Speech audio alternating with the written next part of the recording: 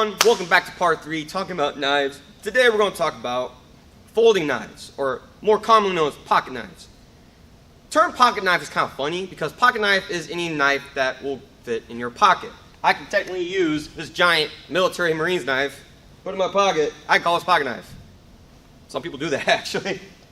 But today we're going to talk about the folding pocket knives. Now, believe it or not, pocket knives started a long time ago. The note I have here is the original pocket knives were developed around 500 BCE and took many different shapes and sizes. It was the Navaja, please let me know if I'm pronouncing that wrong, Navaja in the 17th century that took folding knives to a more of a combat form. Now let me go ahead and rewind a little bit there. So like I said, pocket knives have been around a very long time. I think the Roman Empire is what really started playing around with the idea of folding a knife. Because the first pocket knives, or folding knives, they didn't stay in or out. They just kind of flopped around. I think the Roman Empire were the first ones to kind of implement a design to where the blade would actually stay in the handle. I think it has to do with friction, if I remember correctly. Through the years, pocket knives started coming out in many different ways, but it wasn't until this knife here, made by Opinel, however you pronounce that. Opinel kind of changed the way pocket knives are today. As you can see, it stays in and it also stays out. These are one of the first ones to do that. This is also one of, if not the first knife, to have a locking mechanism to where the blade can either stay out or, of course, stay in. Not coming out no matter what. Very revolutionary, and a lot of knives today took that same concept. Including this knife here. This is a spring-loaded. Spring-loaded means you push a button or you push the blade and it will spring out itself. So there's a little spring or mechanism allowing it to pop out. Now, knives like this came around purely for self-defense or combat situations. So there's a lot of knives that are just tools. Like this one here is more of a tool. This comes out by pulling and there's no way of it staying out. You just push it back in.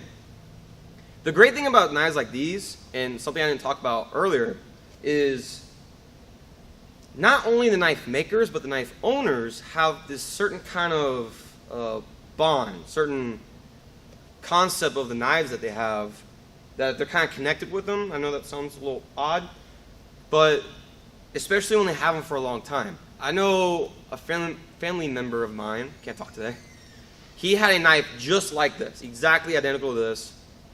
And my uncle told me that he had that knife for like 40 years. And he just kept sharpening it and sharpening it until the blade was pretty much this. And he kept using it until he just couldn't anymore. And he kind of grew a bond with that knife. It was identical to this one right here. But knives like this one, which have that locking mechanism, and this one here, this is a stiletto or out of front, they're designed to pull out and be fast. So you can use it for self-defense, or if you just quickly need to cut a box open or something like that, you can pull them out very quick and done. But that was the main design for these styles of knives. Now, the main thing wrong with knives, like pocket knives, is they're not good for combat. They're primarily a tool to be used for many different reasons. However, there are knives that were designed in certain ways that can be used more for the combat side. Knives like this one here has its own guards. So not only can you use this as a tool, you can use this as a thrusting and even a cutting weapon because of these guard features. With no fear of your hand moving around, slipping around. Every design of every knife, every part of a knife is designed for a particular reason. For example, guards are designed to not slip.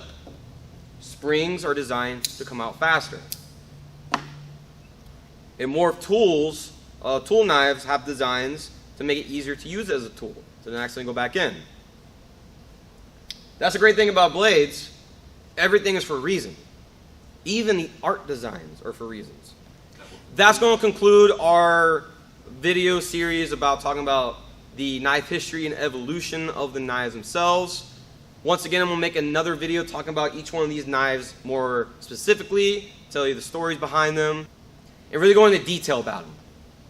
So, hope this helps. Hope you enjoyed. I hope you learned a thing or two, and we will see you guys in the next video.